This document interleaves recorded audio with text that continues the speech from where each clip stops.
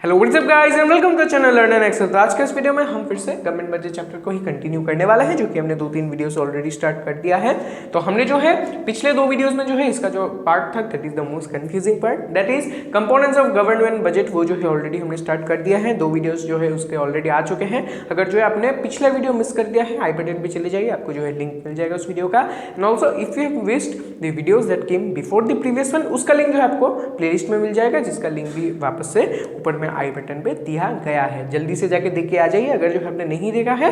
फिर जो है आज हम कंटिन्यू करेंगे फ्रॉम द प्रीवियस पार्ट। तो चलिए फिर स्टार्ट करते हैं। Yes, before starting one important thing, please make sure to subscribe to the channel and click the bell notification such that you do not miss any future update that may come up on my channel and you will receive the notification on time. तो चलिए फिर start करते हैं आज के इस video के साथ। Without any further do, let's begin.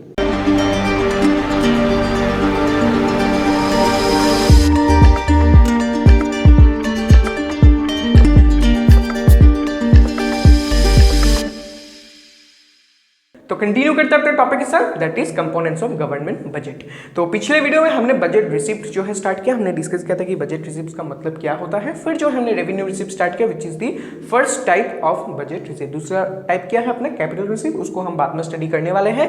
पहले जो है हमने पिछले वीडियो में स्टार्ट किया है ऑलरेडी रेवेन्यू रिसिप्ट। फिर हमने डिस्कस किया कि रेवेन्यू रिसिप्ट का जो है फिर से 2 टाइप्स आ जाता है। सबसे पहले आ जाएगा टैक्स रेवेन्यू, फिर आ जाएगा आपका non tax revenue. Then again we had started our portion that is tax revenue. हमने टैक्स रेवेन्यू पिछले वीडियो में स्टार्ट कर दिया था।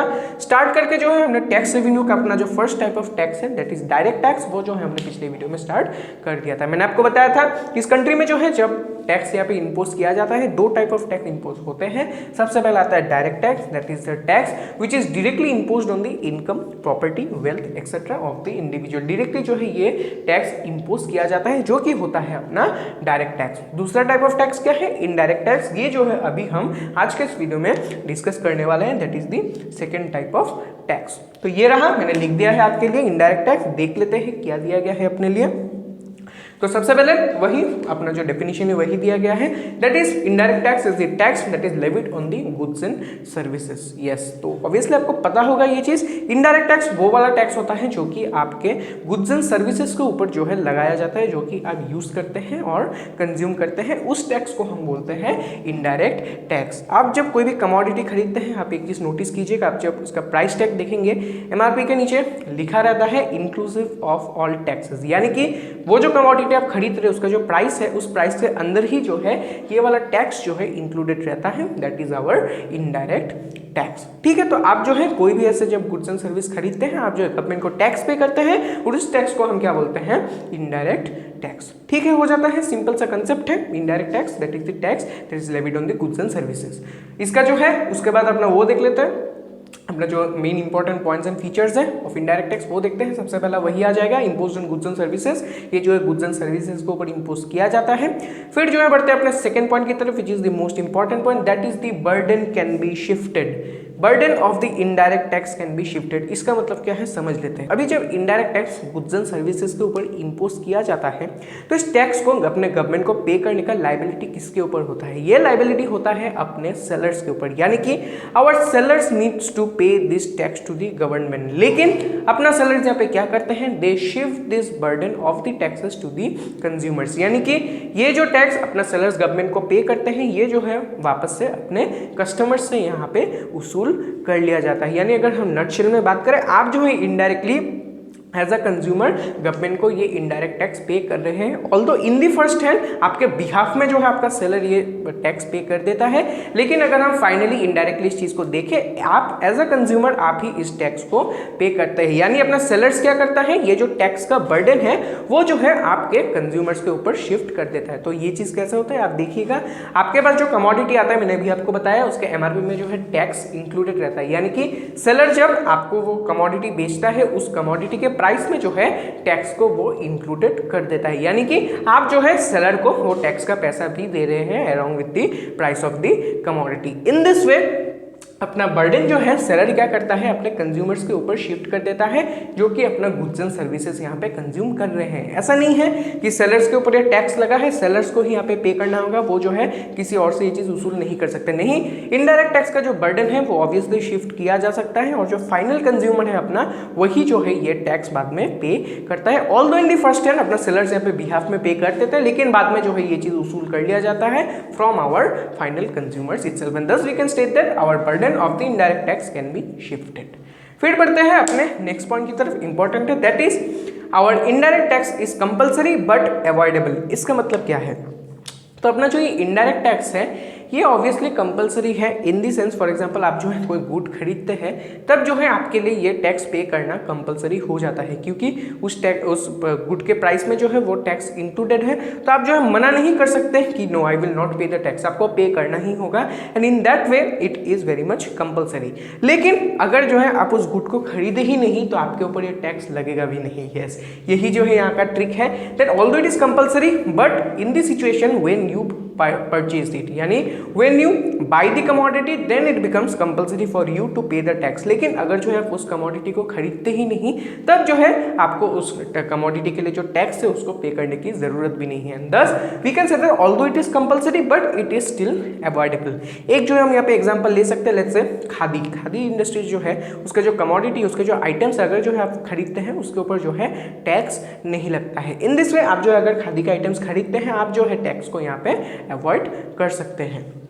तो यही एक बात आ जाएगा, although it is compulsory to pay the tax, लेकिन एक सब्जेक्टेड है, एक सब्जेक्ट तो यहाँ पे कॉन्स्टेंट है कि आपको जो है ये चीज़ जो आपका जो कमोडिटी है जब आप खरीदेंगे तभी जो है ये कंपलसरी होता है, नहीं तो अगर आप नहीं खरीदते हैं आपके ऊपर ये कोई कंपल्शन नहीं कि आपको टैक्स पे करना होगा, नहीं, इट इज स्टिल अवॉइडेबल।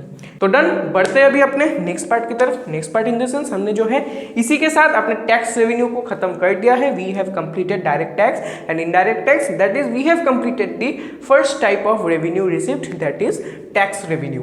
अभी बढ़ते हैं अपने second type of revenue receipt की तरफ, that is our non tax revenue. तो देख लेते हैं नॉन टैक्स रेवेन्यू का मतलब क्या होता है। तो सबसे पहले डेफिनेशन देखते हैं, what is non tax revenue. Non tax revenue are referred to as those revenue receipt from all sources other than tax. तो यहाँ पे एक और बात आ जाएगा कि आप जो यहाँ पे फिर से कंफ्यूज मत हो जाना कि from all other sources other than tax लिखा गया है तो मतलब सभी सोर्सेज यहाँ पे इंक्लूड हो जाएंगे, नहीं। यहाँ पे जो रेवेन्यू रिसिप्ट अर्न होंगे from all other sources except the tax, उन्हीं टैक्सेस को हम क्या बोलेंगे, उन्हीं रेवेन्यूज को क्या बोलेंगे हम, नॉन टैक्स रेवेन्यू। गौर फरमाइएगा, यहाँ पे जो है सभी सोर्सेज में जो इनकम आता है उसको हम नहीं बोलेंगे as our non tax revenue, सिर्फ उन्हीं रेवेन्यू रिसिप्ट को हम बोलेंगे जो कि अपना गवर्नमेंट अर्न करता है टैक्स के थ्रू, नहीं बाकी सोर्सेज के थ्रू, उसी चीज को हम क्या बोलते हैं, non tax revenue. But yes, it is a sort of an revenue receipt. Revenue receipt दो तरह के होता है, एक जो है अपना गवर्नमेंट जो टैक्स के थ्रू अपना रेवेन्यू अर्न करता है, और दूसरा रेवेन्यू जो कि अपना गवर्नमेंट बाकी सोर्सेज से अर्न करता है। नटशेल में यही है, एक सोर्स है टैक्स और दूसरा सोर्स है अदर सोर्सेज, जो कि हम अभी डिस्कस करने वाले हैं। फिर टैक्स के बारे में अगर हम बात करते हैं तब जो है दो टाइप्स ऑफ टैक्स आते हैं जो कि हमने डिस्कस कर लिया अभी। सेकेंड ब्रैकेट की तरफ बढ़ते हैं, that is all other sources except the taxation. देखते हैं क्या क्या सोर्सेज है।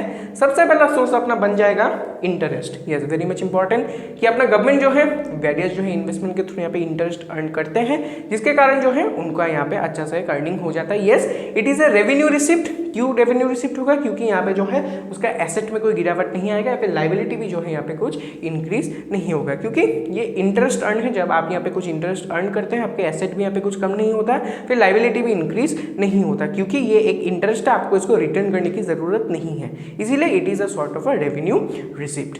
लेकिन ऑब्वियसली ये फिर से टैक्स नहीं है, it is not a sort of income that is coming from tax, ये टैक्स के थ्रू आया हुआ इनकम नहीं है, इसीलिए जो है ये आ जाएगा under non tax revenue, but still it is a type of a revenue receipt.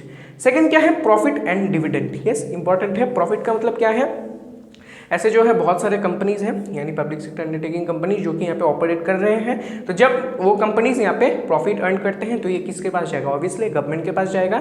जो अपने जो अपने गवर्नमेंट कंपनीज यहाँ पे प्रॉफिट कर रहे हैं, ऑब्वियसली जो वो प्रॉफिट जो है अपने गवर्नमेंट के पास जाएगा, और उसी प्रॉफिट के थ्रू अपना गवर्नमेंट यहाँ पे अर्निंग करता है, which is a source of a non tax revenue, but still it is a revenue receipt, क्योंकि यहाँ पे फिर से यहाँ पे जो है गवर्नमेंट का कुछ बेचा नहीं गया है, एसेट कम नहीं होगा, फिर गवर्नमेंट को कुछ रिटर्न भी नहीं करना है, इसलिए लाइबिलिटी भी इंक्रीज नहीं होगा। तो फिर बढ़ते हैं अपने नेक्स्ट पार्ट की तरफ, दैट इज डिविडेंड। डिविडेंड तो आपको पता ही होगा, अगर जो अपना गवर्नमेंट यहाँ पे किसी कंपनी के ऊपर यहाँ पे इन्वेस्ट करता है, अगर वो कंपनी प्रॉफिट करता है तो अपने गवर्नमेंट को यहाँ पे कुछ डिविडेंड दिया जाएगा, that is a part of that profit, और इसी के थ्रू जो है अपना गवर्नमेंट यहाँ पे अर्न कर सकता है, which is again a part of a non tax revenue. फिर क्या है, fees and fines. Fees obviously अगर जो है गवर्नमेंट का यहाँ पे कुछ काम करने की कोशिश करते हैं या फिर if you do some work of the government, आपको जो है ऑब्वियसली वहाँ पे जो है कुछ अमाउंट ऑफ फीस देना पड़ेगा।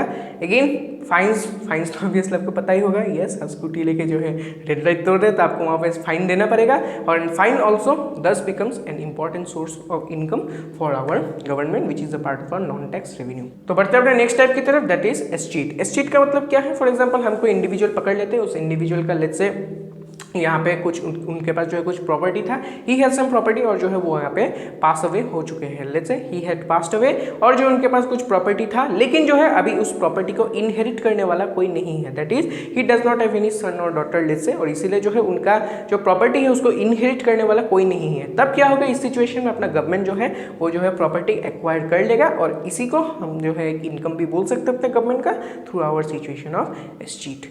फिर क्या है, गिफ्ट्स एंड ग्रांट्स। ऑब्वियसली कोई बाहर के किसी गवर्नमेंट से, किसी कंट्री से अगर जो है कोई गिफ्ट मिला अपने कंट्री को, फिर कोई ग्रांट्स मिलते हैं, तो वो भी जो है एक type of non tax revenue हो जाता है, which is a sort of an income for the government and दस कम्स अंडर रेवेन्यू रिसिप्ट हो जाता है। इसी के साथ अपना नॉन टैक्स रेवेन्यू और इनडायरेक्ट टैक्स खत्म।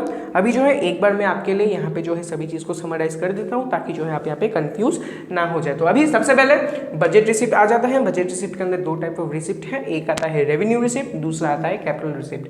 तो रेवेन्यू रिसिप्ट वो रिसिप्ट होते हैं that is those income of the government which our government acquires without any reduction in the asset or any increase in liability, यानी कि अपने गवर्नमेंट का वो इनकम जो कि अपना गवर्नमेंट यहाँ पे रेवेन्यू के थ्रू अर्न करता है। रेवेन्यू का मतलब से आपको पता चल गया होगा, रेवेन्यू अगर कोई अर्न होता है तब जो है यहाँ पे एसेट में कोई गिरावट नहीं आएगा, फिर लाइबिलिटी भी जो है यहाँ पे कुछ इंक्रीज नहीं होगा। फिर जो है अगर हम रेवेन्यू रिसिप्ट के बारे में बात करें, गवर्नमेंट जो है रेवेन्यू दो टाइप्स ऑफ रेवेन्यू यहाँ पे अर्न करता है, एक थ्रू टैक्सेशन यानी टैक्स के थ्रू आया हुआ एक टाइप ऑफ रेवेन्यू, और दूसरा बाकी सोर्सेज से आया हुआ revenue that is referred to as non tax revenue. Tax revenue के बारे में बात करें, दो टाइप ऑफ टैक्स अपने यहाँ पे गवर्नमेंट इंपोज करता है, एक होता है अपना डायरेक्ट टैक्स, दूसरा होता है अपने यहाँ पे इनडायरेक्ट टैक्स। एंड अगेन अगर जो है हम बात करें बाकी सोर्सेज से जहाँ पे अपना गवर्नमेंट रेवेन्यू अर्न करता है, वो होता है ये सब, that is interest, profit and dividend, fees and fine, escheat and gifts and grants. तो यही हो जाता है the first part that is the revenue receipt. Easy था, ज़्यादा जो है कुछ दिक्कत का बात नहीं था। रेवेन्यू दो टाइप्स ऑफ होते हैं, एक होता है टैक्स, बाकी होता है अदर सोर्सेज। तो यही रेवेन्यू रिसिप्ट के साथ जो है अपना बजट रिसिप्ट का एक पार्ट कंप्लीट हो गया। नेक्स्ट पार्ट जो है कैपिटल रिसिप्ट, वो जो है हम नेक्स्ट पार्ट से जो है नेक्स्ट वीडियो से जो है स्टार्ट कर देंगे। वो जो है कंपैरेटिवली और थोड़ा सा ईजियर है।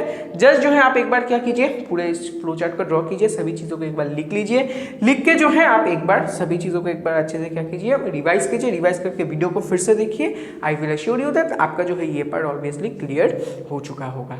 तो चलिए फिर आज के लिए मैं फिर इतना ही रखता हूँ। वीडियो पसंद आए तो लाइक करना, शेयर करना, चैनल को सब्सक्राइब करना मत भूलना। Yes, don't forget to comment if you have any doubt. कोई भी डाउट रहा मुझे कमेंट कर देना, मैं जो है आपके लिए वो डाउट्स क्लियर कर दूंगा। Also you can connect me privately through my Instagram, the handle you will find in the description itself. चलिए आ जाइए, वहाँ पे हम बातें करते हैं, I will make sure to clear your doubts and queries. तो इसी के साथ आज के लिए मैं फिर इतना ही रखता हूँ। मिलता हूँ मैं फिर आपसे अगले वीडियो में। Till then stay safe and stay healthy. Thank you and good bye.